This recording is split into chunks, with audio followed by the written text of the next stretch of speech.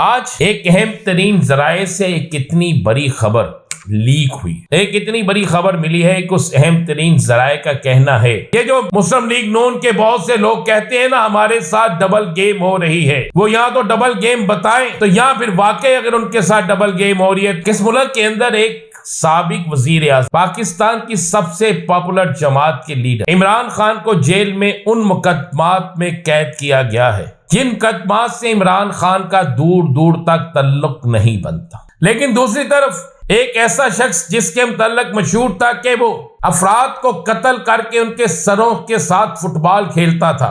तो फिर आज मैं आपको यह खबर दे रहा हूं, खबर ब्रेक कर रहा हूं कि हुकूमत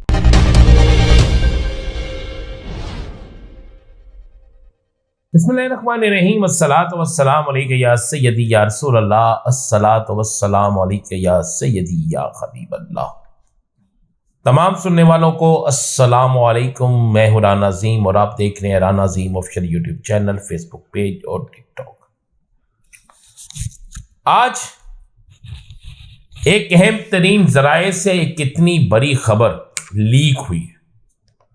एक इतनी बड़ी खबर मिली है कि उस अहम तरीन जराए का कहना है कि आइंदा आने वाले चंद दिनों में हालात इतनी तेजी से बदलेंगे और एक इतनी बड़ी तब्दीली होगी कोई सोच में नहीं सकता।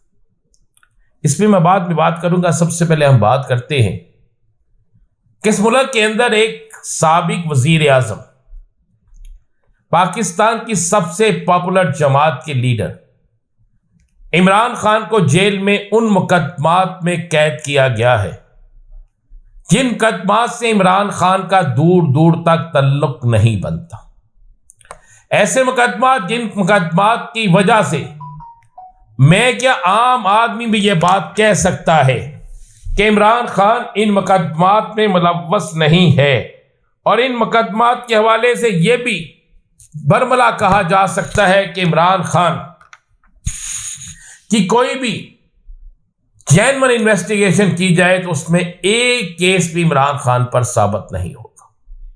लेकिन चूंकि इमरान खान है एक सियासी मुखालिफ है और इसकी मुखालिफ सियासी जमातें किसी सूरत में भी इमरान खान की रिहाई नहीं चाहती, क्योंकि उन्हें इस बात का इल्म है कि अगर कप्तान रिहा हो गया तो फिर उनकी सियासत खत्म हो जाएगी।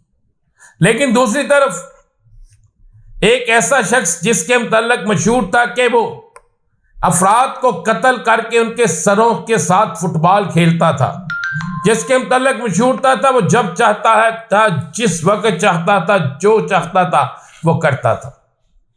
लेकिन उसका तल्लक उसको हमायत हासिल है किसी ना किसी सियासी जमात की, और वो ऐसे ऐसे मुकदमात में बरी हो रहा है कि जिसके मुतल्लक कोई सोच नहीं सकता, यानी उज़ैर बलोच। आज फिर एक ऐसे मुकदमे में जिसमें पुलिस को अगवा करने, उनका कत्ल करने, बहुत से लोगों को अगवा करने, उनका कत्ल करने, इन जैसे मुकदमात में आज वो बरी हो गया। 58वां केस था जिसमें प्रोसिक्यूशन उसके मुतल्लक कुछ चीजें साबित नहीं कर सकती, क्योंकि उसके पीछे शायद कोई खड़ा है, शायद उससे किसी को कोई सियासी खतरा नहीं है, शायद उससे किसी की सियासत चमकती है, खत्म नहीं होती, इसलिए उसके लिए ना प्रोसिक्यूशन है ना कोई चीज है। और उसे पकड़ा भी पाकिस्तान के बाहर से गया था, और उसके गिरफ्तारी पे बड़े नाम लिए गए थे कि इन नामों की इसको सरपरस्ती हासिल है। लेकिन उज़ैर बलोच मोज़ेस और इस पाकिस्तान का साबिक वजीर आज़म, जिसके लिए पूरी दुनिया से आवाज उठ रही है, जिसके पास पाकिस्तान का सबसे ज्यादा वोट बैंक है, उस पर सख्तियां। उसकी मुलाकात करने जाने वाले सियासी लीडरों को यह कह दिया जाता है कि आप लिख कर दें कि आप उनसे सियासी बात नहीं करेंगे। सियासी लीडर अगर सियासी बात नहीं करेंगे तो फिर क्या बात करेंगे। यह तो एक इब्तदाइया था जो आपको बताना जरूरी था। लेकिन आज आपको मैं एक खबर दे रहा हूं, और इस खबर पर मैं हुकूमती और बाकी जगहों से भी कंफर्म कर चुका हूं, और मैं चैलेंज से यह खबर दे रहा हूं कि हुकूमत जा रही है और यह फैसला हो चुका है। अगर आप देखें कि हुकूमत के आज एक लिखा गया लेटर, उसके बाद हमारी वजारत खारजा से चाइना के हवाले से दिया गया बयान, ये दो ऐसी चीजें हैं जिससे ये चीज वाजे हो रही है कि हुकूमत के अंदर बड़े पैमाने पर गड़बड़ है, जिससे ये चीज जाहिर हो रही है कि हम अपने दोनों इत्तेहादियों के साथ कुछ सलूक अच्छा नहीं रखना चाह रहे, जिससे ये बात जाहिर हो गई है कि हुकूमत के अंदर कुछ ऐसा चल रहा है कि हुकूमत का अब ठहरना किसी सूरत में मुमकिन नहीं है। और ये मैं आपको ब्रेकिंग न्यूज दे रहा हूं। ये जो मुस्लिम लीग नून के बहुत से लोग कहते हैं ना हमारे साथ डबल गेम हो रही है, वो यहां तो डबल गेम बताएं, तो यहां फिर वाकई अगर उनके साथ डबल गेम हो रही है तो उन्हीं की बात मानते हुए मैं आपको बता दूं कि यह हुकूमत जा रही है।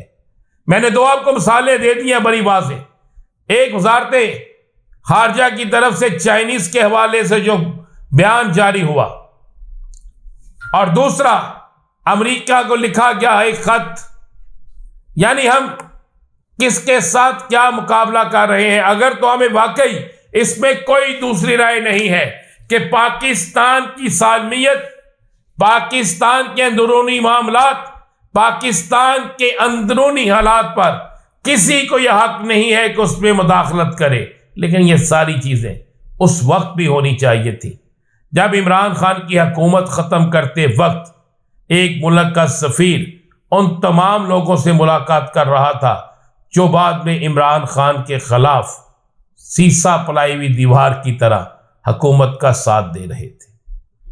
फिर उस वक्त भी ये सोचना चाहिए कि जब इमरान खान को कुछ पैगामात दिए गए थे वो कहां से थे। फिर यह भी सोचना चाहिए कि ख्वाजा आसिफ ने क्यों यह बयान दिया था कि अमेरिका हमें ऑक्सीजन दे रहा है, हम तो वेंटिलेटर पर हैं, अगर अमेरिका ऑक्सीजन देनी बंद कर दे तो हम मर जाएंगे। क्या ये हमने खुद अपने मुल्क के अंदर मुदाखलत का इख्तियार नहीं दिया था? क्या ये बात नहीं हुई थी? क्या ये चीजें नहीं हुई थी? तो फिर आज मैं आपको यह खबर दे रहा हूं, खबर ब्रेक कर रहा हूं कि हुकूमत जा रही है और यह फैसला हो गया है। हुकूमत के जाने का फैसला हो गया है, हुकूमत जा रही है।